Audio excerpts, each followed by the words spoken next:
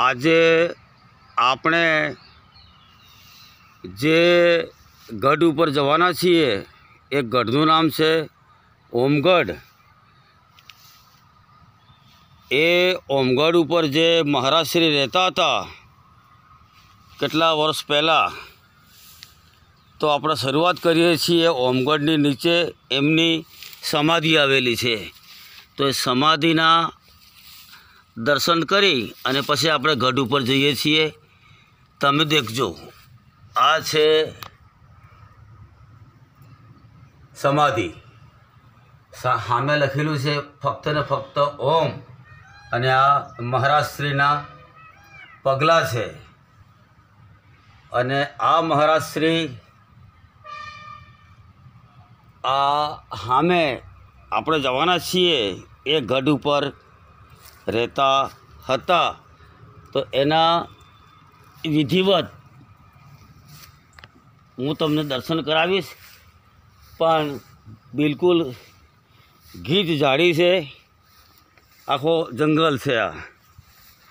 તો મારી સાથે એસપી હાઈસ્કૂલ સંતરામપુરના વિદ્યાર્થી છે। શું નામ છે તારું? મારું નામ વિજય કુમાર। વિજય કુમાર, તારી અટક શું છે? સંતનો રહેવાસી ચૌહાણ। ચૌહાણ, સંતનો રહેવાસી ચૌહાણ છોકરો મને મળ્યો છે સાથીદાર, કેમ કે આ ઝાડી છે અને આ ઝાડીમાં દીપડા અને વાઘ અને અજગર જેવા હિંસક પ્રાણીઓનો ભય રહેલો છે, એટલે બીક તો ઘણી લાગે છે, કદાચ છે ને બેટીથી ના પડે એમ, પણ ભગવાન છે આપણી હાથે, ખત્રી બાબા હાથે છે, એટલે આપણે આ પહાડી તે બિલકુલ સીધી છે, કઈ રીતે ઉપર ચડવું એ મુશ્કેલી છે, પણ આપણે ચડવા માટે પ્રયત્ન કરીએ છીએ। કઈ બાજુ? હા, તો આગળ થતો પહેલાં હવે છોકરો કહે છે અહીંથી આપણે ચડીએ એમ, કારણ કે બિલકુલ પથ્થર જ છે। ગઈકાલે મેં તમને વાત કરી હતી કે હું દર્શન કરાવીશ એમ, હવે અહીંયા પકડી ચડવાનું છે, મને ચડાય છે કે કેમ ભગવાન જાણે, હું ચડીશ એવું આશા છે।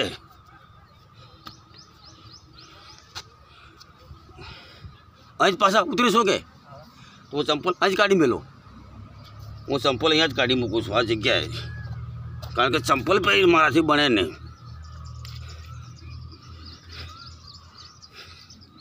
એ ચડીએ છીએ, દેખજો મિત્રો, જોડાયેલા રહેજો।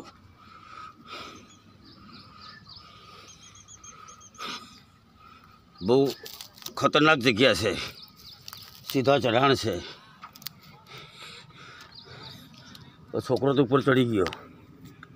અહીંથી આવું, ક્યાંથી આવું?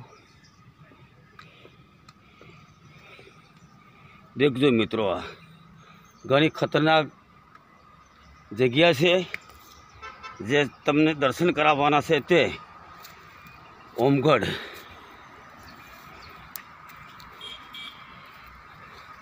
એક તો પાણી લીધા વગર આવ્યા છીએ, મોઢું સુકાઈ જવાનું છે, પણ કંઈક વિચારીશું, વનસ્પતિનો રસ ચૂહીને પી લઈશું। હા ભગવાન, આશા આજે ભગવાન પૂરી કરે તો સારી વાત છે। ઘણી ખતરનાક જગ્યા છે આ ભાઈ, કોઈ અહીં ખાસ આવતું નથી। આપ દેખી શકો છો સામે હાઈવે રસ્તો છે ને પેલો સામે હવા મહેલ છે, ભુવનેશ્વરી માતાનું મંદિર પણ જોવા મળે છે।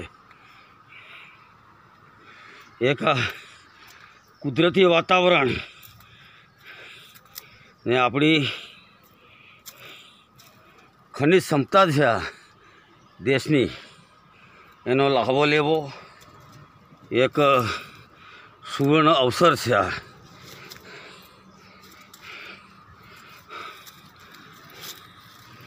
એ હું ચડું છું, દેખજો મિત્રો, ખતરનાક જગ્યા છે આ। હવે અહીં ચડવાનું કાંઠો છે, પણ ચડીએ છીએ મિત્રો, જોડાયેલા રહેજો। મિત્રો, આપણે મહા મુસીબતે આ ઓમગઢની બરાબર વચ્ચે આવી ગયા છીએ, મહા મુસીબતે આ પહાડી મહા મુસીબતે સર કરીને। हाँ हाँ मैं आप देखो छो એ સંતરામપુરનો હવા મહેલ છે, સામે વાળવા હવા મહેલ છે, સામે છે એક જૂના તલાવ છે, આ સંત ગામની વસાહતો છે, પેલી સામે પોલીસ લાઇન છે, અને આ સામે આ ડુંગરમાં ભુવનેશ્વરી માતાનું મંદિર છે, આ રસ્તો અમદાવાદ હાઈવે છે, સામે જોવા મળે છે ઝાખું ઝાખું એ હરસિદ્ધિ માતાનું મંદિર છે અને તળાવ છે, અને સામે ઝાડીમાં જોવા મળે છે મિત્રો એ સંતરામપુરના મહારાજાનો બંગલો છે. અત્યારે એમાં પરંજિયા દિત્યસિંહજી પરમાર સાહેબ રહે છે. આ ભૂમિ ખરેખર જોયા પછી તમને લાગતું હશે મિત્રો કે આપણે ઉત્તર ભારતમાં જઈએ છીએ, બરાબર, બદ્રીનાથ કેદારનાથ, પરંતુ પેલા ભજનમાં કહે છે ને ઘરમાં કાશી ઘેરમાં મથુરા, તો આ ઘરમાં કાશી ને ઘરમાં મથુરા છે. સામે પેલી ભૂમિ બે ડુંગરોની વચ્ચે જગ્યા છે એ ફાયર સ્ટેશન છે. અહીંયા આગળ અમે જોયું છે તો ક્યારેક ક્યારેક ત્યાં આગળ પોલીસ ફાયર કરતી હોય છે. હવે સામે તમે દેખો છો પેલું છેક ડુંગરની ભીત પાસે એ સાંગાવાડા ગામ જોવા મળે છે, છેક ત્યાં ડુંગરની ભીત સુધી આ વિસ્તાર તમે દેખી શકો છો. હવે આગળથી નજારો કેવો લાગે છે મિત્રો એ તમે જુઓ અને માનો આ વિશાળ ભારત આપણો કેવો છે મારા ભાઈ, અને એમાં આપણું સંતરામપુર કેવું છે, સંતરામપુરની પ્રાકૃતિક ભૂગોળ ને કુદરતી આપણી જીવન શૈલી કેવી છે આગળ હું બતાવું છું તમને મિત્રો. આપ જોઈ શકો છો સામે તમને જોવા મળે છે, હું આપણી પહેલાંની ભાષામાં વાત કરું કે સામે જોવા જડે છે ઈગું રામપુર શહેર આ વહેલું છે.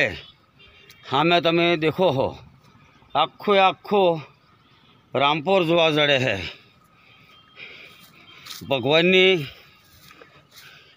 કૃપાથી મહેરબાનીથી આપણે ઓમગઢ આજે અત્યારે આ ટાઈમે આ જગાએ આવી ગયા હજે. આ સામે આખું આખું રામપુર જોવા જડે છે.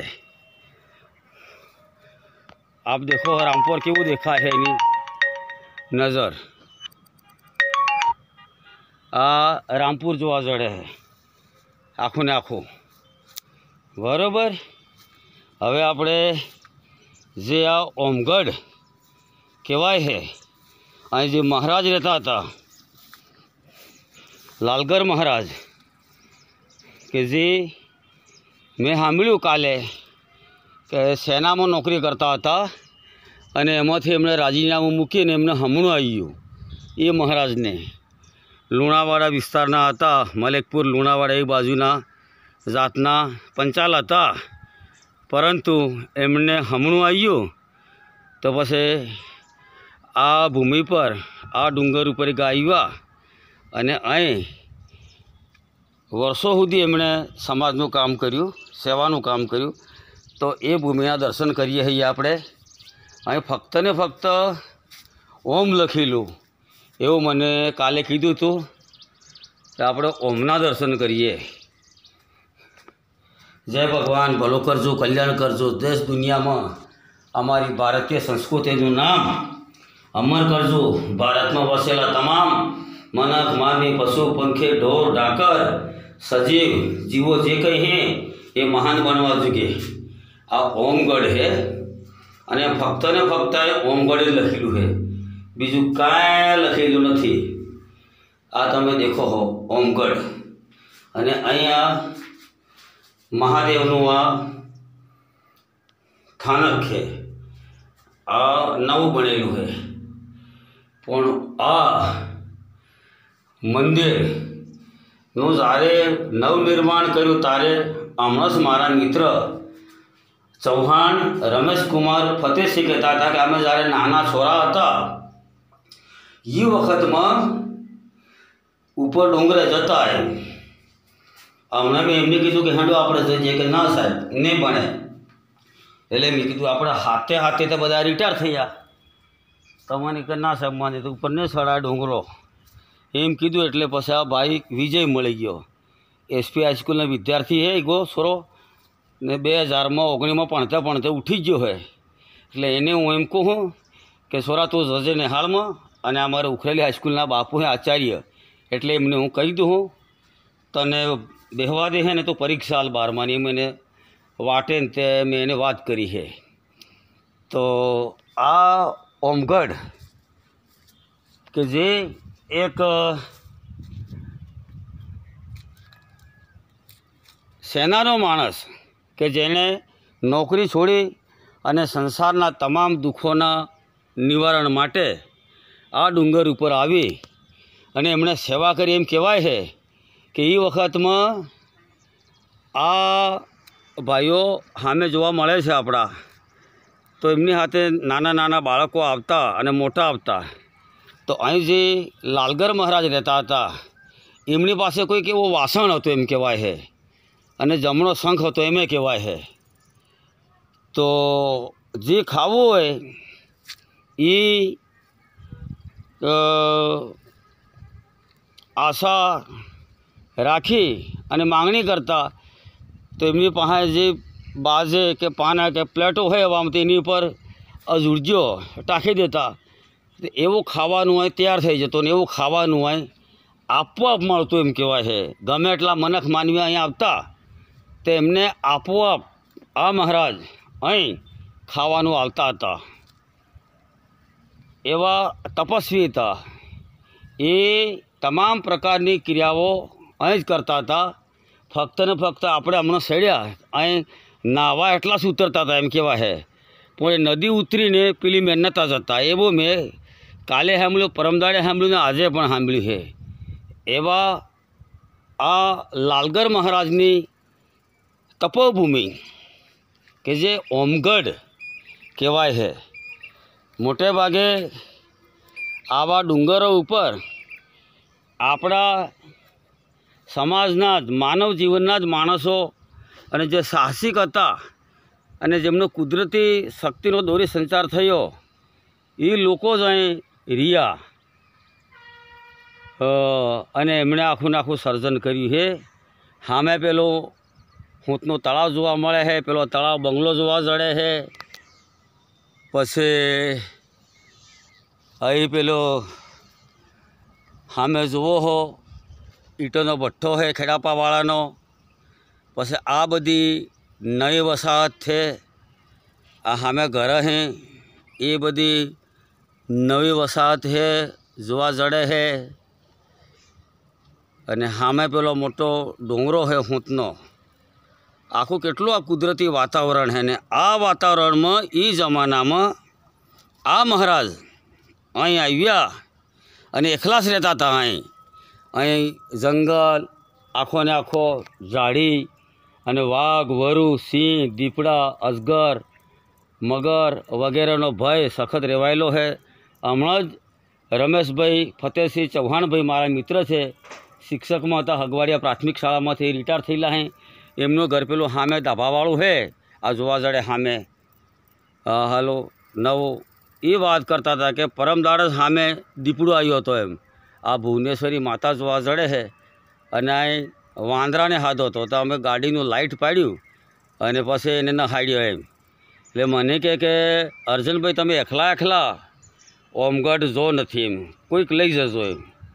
પણ મેં કીધું મરવાન તે હેસ એક દાડો, એટલે જો આવા સતની ભૂમિ પર જવું અને પડવું ને મરવું તે નામ રહે ઇતિહાસના પાના ઉપર એમ કરીને આવ્યા ઉપર. તે આજે જે મારું વર્ષો પહેલાંનું સપનું હતું અહીં આ ડુંગરે આવવાનું, મારા કુટુંબનો કોઈ પણ માણસ અહીં આવ્યો નથી. મને પાક્કી ખબર છે આ ઓમગઢ ઉપર કોઈ આવ્યો નથી. પણ આ વિડીયો દેખી અને નવા નવા સોરા અને સોરજે અને ભાઈઓ બધા આવે અને આ જોવે અને એનું પ્રાકૃતિક સૌંદર્ય નિહાળે. થોડીક પાછી વાત મેં સાંભળી હતી આ મહારાજની કે એમની પાસે જે પેલો સિદ્ધ કરેલો હતો જે કંઈ હોય તે યંત્ર કે જમણો સંઘ, તો એના પ્રતાપે એ બધી જીવન જરૂરિયાતની વસ્તુઓ જે માંગે એ બધું આલતા હતા મહારાજ એ વખતમાં. પરંતુ એ કોઈક વિરોધી માણસ આ બાજુનો આ ડુંગરા જવા જડે છે ને ડુંગરા ઠેઠ પેલી બાજુના સેવાડાના ગામનો કોઈક ભાઈ આવ્યો ને એણે કંઈક આ રકઝક કરી અને એમાં આ મહારાજની કઈ રીતે એમની હાથે દગો થઈ ગયો અને એમાં આ મહારાજનું અવસાન થયું એમ કહેવાય છે. તો એમની સમાધિ આપણે આ પહેલી જ જોઈ છે, આ ડુંગરો ચડતા પહેલાં જ એ આ લાલગર મહારાજની નેસે ઠેઠ સમાધિ છે. આ એની તપની ભૂમિ છે. આ મંદિરના જ્યારે નાના નાના પાણા લાવતા છોરા તો આ મહારાજ એમને જે કંઈ માંગે ખાવાનું, સણા હે કે મમરા હે કે ડાળીજા હે એ ખાવાનું આલતા હતા એમ કહેવાય છે આપોઆપ. તો આવા આ મહાન પુરુષની ભૂમિ, સિદ્ધ ભૂમિ દર્શન કરવાનો આપણને મોકો મળ્યો મિત્રો. તો આપ અહીં આવો તો પાણી લેતા આવજો મારા ભાઈ, અને કંઈક હાથે લઈને આવજો, કારણ કે બીપી હોય તે કાઠું કામ છે. મારા પાસે હાઈ બીપી છે. જુઓ આખો પરહેવે હું લથબથ થઈ ગયો, સડ્યો તો સડ્યો ડુંગરો પણ એમ. આમાં કોઈ મારો સ્વાર્થ નથી રહેલો, પરંતુ હાસો ઇતિહાસ આપણા વચ્ચે વેશમાં પડેલો છે. હાસી વાતે આપણા ડુંગરોમાં આપણા કોરને ટેકે પડેલો છે, આપણે જાણતા નથી. તો આ બધું જાણીએ આપણે. અહીં આવજે અને હજીએ હાસી વાત આપણે બહાર લાવજે આપણા આ વિસ્તારની, આ ભૂમિની, એવી મારી વિનંતી છે. હવે હું બોલવાનું, બતાવવાનું હું શું કરું એમ લાગે છે. એટલે બધાને જય ગુરુ, જોહાર, જય ઓમગઢ.